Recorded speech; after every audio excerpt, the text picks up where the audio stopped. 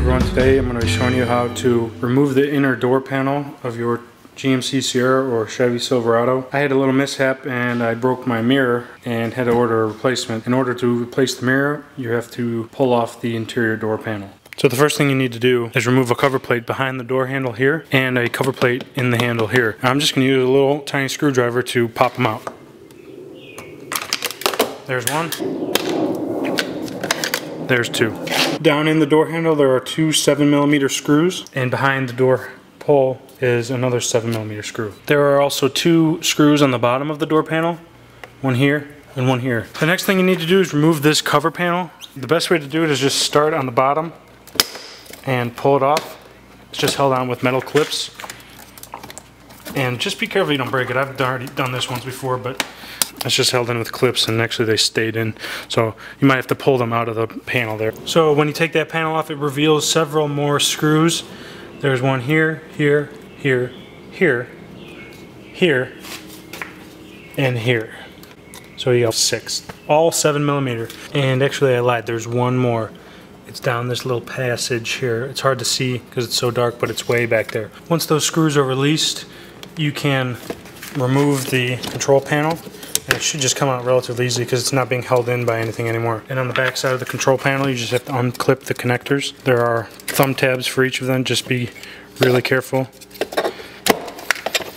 And the one in the middle on mine actually has a red tab. So you need to pop the tab out first, and then it allows you to release it. These are all plastic connectors though. You need to be careful with them. There you go. So now the door panel is just held in with plastic clips all along the bottom and the sides of the door on the back side, holding it to the sheet metal. So you just need to get your hand underneath and start prying them away. There's a good lip on the inside of the door panel where you can really grab it and pull it off. Once you get all those clips, the door is basically just hanging on from the top here, and you need to lift it up, pulling out a little bit, lifting up out of the door jamb, like so. Behind it is plugged in with a harness, and it's the type of harness where you need to pull the lever and it'll release the whole plug. Here's a shot of that harness with the plug removed. This is the lever I'm talking about, and this is the plastic clip that you needed to press to in order to pull the lever forward. And then the wire harness just pulls out from the back very easily. Shot of that harness that goes into the lever part. So once you have the door panel out of the way, it gives you access to the inside of the door card. You got your speaker down there, some harnesses there. Then there's a plastic shroud that starts here and goes the entire length of here.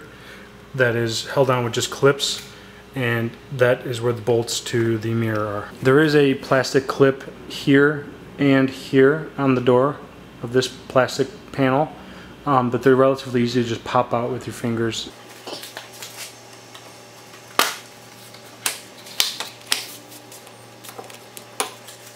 And that comes out all in one piece. You now have access to the bolts that hold the mirror in, as well as the harness, which is unplugged right there. These bolts are 10mm, and you'll need a small ratchet to get them off. I tried with the nut driver and they're on there too tight. Now my new mirror is here on the left. This is my old one on the right. I have to swap the mirror cap over to the new mirror since it didn't come with one. So to remove the mirror cap, you want to start on this side first, using a pry tool, and once you get it loose, you can work it along the bottom.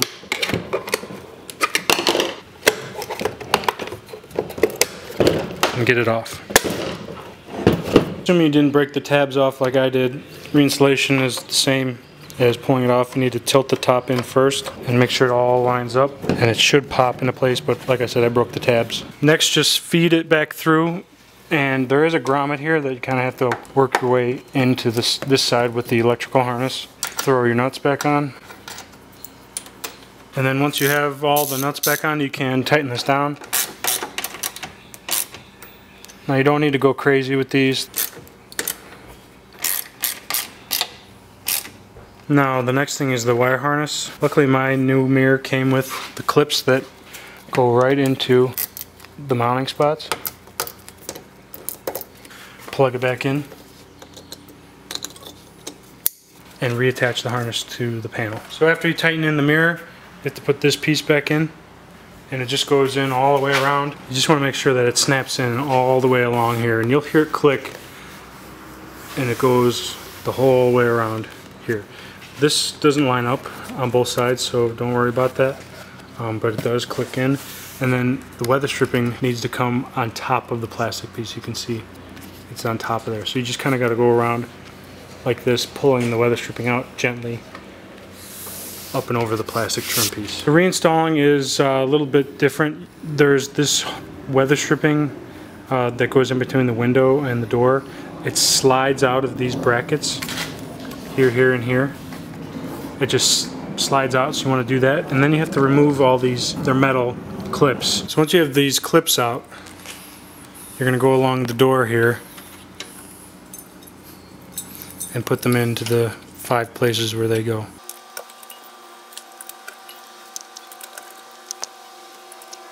And there's a little seat for them there, you can see. Then you take that piece of weather stripping, and with the felt towards the inside where the window is going to be, you need to take this down and put it over this ridge all the way down. So start at one end and just seat it and scoot it back a little bit so that it's far enough this way, and just go down the whole way and get it into place. The next part is kind of tricky because you have to get the lock to come through the door panel, all while lining up all the clips on the back side of the door panel plus the ones in the door. So it's kind of hard to show. Also, don't forget to hook up your wire harness. So the way to do it is you put the door lock in first, and you can then line up the holes on the top, snap all those in, and then push everything in around the sides. Next thing you want to do is put all your bolts back. So you got a bolt here and a handful of bolts along this, and then the 2 bolts along the bottom. To get your control panel in, you want to make sure you hook up all your connectors. And just test out your buttons while you're here and make sure everything works. Then there's just some alignment pins on the back side that go into holes in the door panel. Just line them up, and it should go in there. Then you're going to use your bolts. There's actually 4 on this. Then you can put your cover panel back on this. And it just snaps in with clips. It has little lips on these top ones, so you need to get it like underneath. Last thing to do is put your bolts back in here, and the last 2 I have on the bottom. To put this panel back in, it's pretty easy. Pops right in. Same with this one down here. Just make sure you have the right side. The left side, the back side goes in first, then it just snaps down in, and you're done. Last thing you want to do is test your mirrors, make sure everything works. Obviously this one folds in. Check to make sure your tilt function works, turn signal. If this video helped you or you liked it, hit that thumbs up. Thanks for watching. Subscribe. See you later, guys. Bye.